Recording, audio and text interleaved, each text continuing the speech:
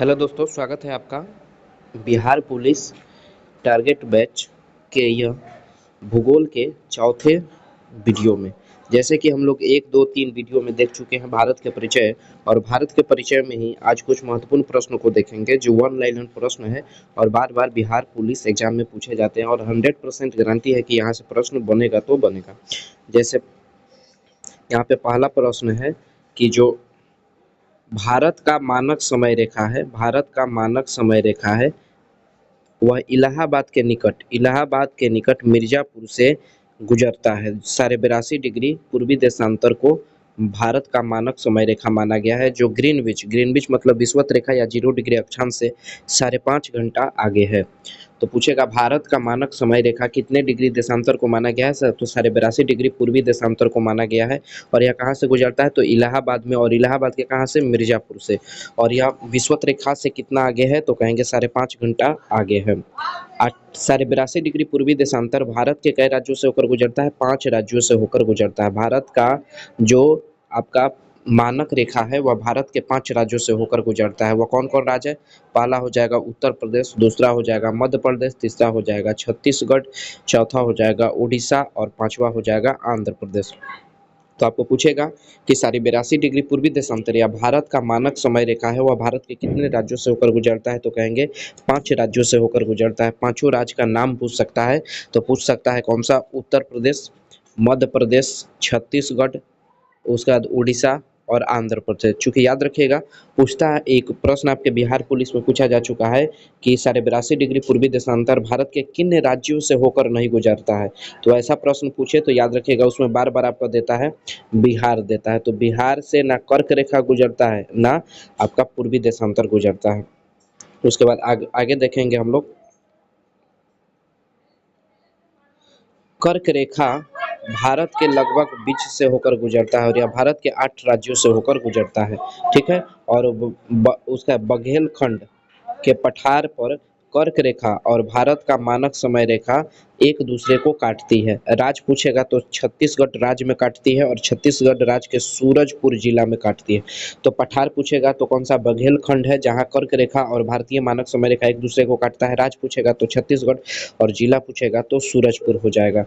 उसके बाद पृथ्वी की चुंबकीय विषुवत रेखा, पृथ्वी की जो चुंबकीय विषुवत रेखा है वह दक्षिण भारत के त्रिवेंद्रम से गुजरती है। ये भी प्रश्न महत्वपूर्ण है, पूछ सकता है आपसे के एग्जाम में कि भारत पृथ्वी का जो विषुवत चुंबकीय विषुवत रेखा है वह भारत के कौन से राज्य में है, तो दक्षिण भारत के त्रिवेंद्रम से होकर गुजरता है।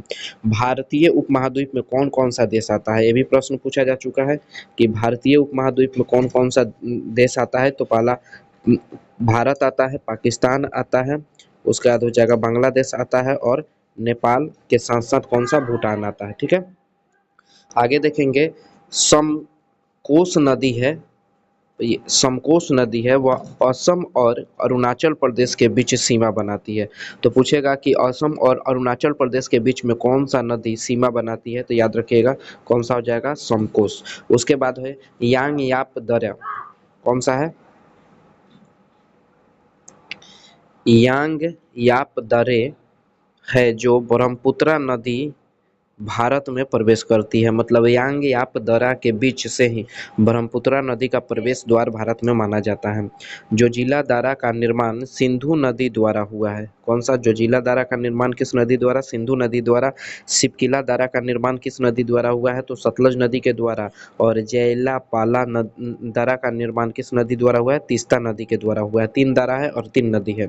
जो जिला पूछेगा तो सिंधु हो जाएगा, सिपकिला पूछेगा तो आपका सतलज हो जाएगा, जयला पाला पूछेगा तो तीस्ता नदी हो जाएगा। उसका तो जाएगा लद्दाख में स्थित काराकोरम जो दारा है वह भारत का सबसे ऊंचा दारा है। पूछेगा भारत का सबसे ऊंचा दारा किस राज्य में स्थित है, तो लद्दाख में है। और कौन सा दारा है, काराकोरम दारा है, जो 5,624 मीटर है। ठीक है। अगला देखिए यहाँ पे आपका बुर्जिल दारा है जो श्रीनगर से गिलगित को जोड़ती है। दो शहर का नाम लगेगा। श्रीनगर से गिलगित को जोड़ने वाला दारा का नाम कौन है? बुर्जिल दारा है। ये भी पूछा हुआ प्रश्न है आपका। बारालाचा दारा है वह हिमाचल प्रदेश को लद्दाख से जोड़ता है। ये भी प्रश्न, सारे प्रश्न मतलब पूछे हुए प्रश्न है। जो बारालाचा दारा है वह हिमाचल प्रदेश को लद्दाख से जोड़ता है। उसके बाद भारत के अंतर्गत कुल मिलाकर कितने द्वीप आते हैं? तो 247 द्वीप आते हैं, जिसमें 43 द्वीप है वह अरब सागर में स्थित है और 204 द्वीप है वह बंगाल की खाड़ी में स्थित है। लक्षद्वीप जो समूह है अरब सागर के अंतर्गत आता है। कौन सा? अरब सागर के अंतर्गत आता है। और ये 36 द्वीपों का समूह है, जिसमें 25 पर कोई भी मानव निवास नहीं करता और 11 मानव निवास करता है। और इसकी राजधानी है वह कावरती है। उसके बाद पूछ दे कि अंडमान निकोबार द्वीप समूह को कितने डिग्री चैनल अलग करता है? तो 10 डिग्री चैनल अंडमान निकोबार द्वीप समूह से निकोबार द्वीप को अलग करता है। समुद्री दूरी का मात्रक पूछेगा तो नॉटिकल मील होता है।